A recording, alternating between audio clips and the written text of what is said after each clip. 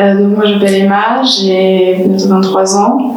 Je suis en service civique à l'Arche-à-Grasse au sein du radeau. Ça fait 8 mois maintenant, je vais bientôt arriver à la fin de mon contrat. Parce que j'ai une amie qui m'en avait parlé. Elle m'a dit que c'était un lieu agréable et que c'était une association elle m'a présenté ça comme une belle association avec des belles valeurs. Tout l'amour et l'affection qu'on reçoit, je m'attendais à ce qu'il y ait un peu plus de distance quand même. Je pouvais vraiment me laisser aller, même si j'étais dans le cadre professionnel, et que c'était aussi une partie de l'émission et ce qu'on attendait de moi.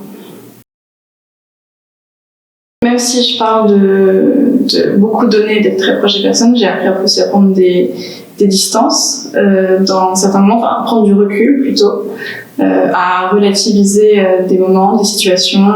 J'ai appris ici le juste positionnement. Ça a été un calibrage un peu long, mais le juste positionnement par rapport aux personnes pour être là pour elles sans être néfaste.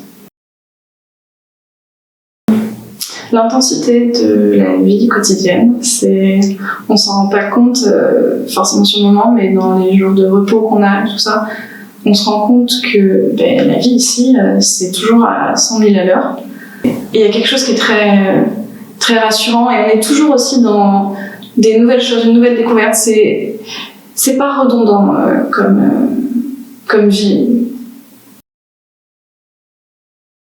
Alors pour moi, l'Arche, c'est un endroit qui permet à des personnes en situation de handicap qui ne pourraient pas vivre seules, d'avoir une maison à eux, vraiment une vie qui n'est pas forcément qui est pas dans la dépendance de quelqu'un, d'un autre membre de la famille. Donc il y a quand même une forme de dépendance avec des personnes assistantes, mais c'est un besoin.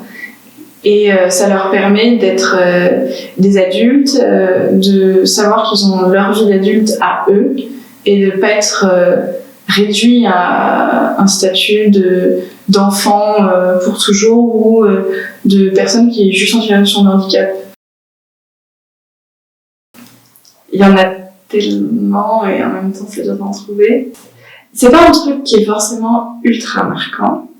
C'est juste une personne avec qui j'ai une relation assez particulière, enfin une très forte relation d'amitié et de confiance.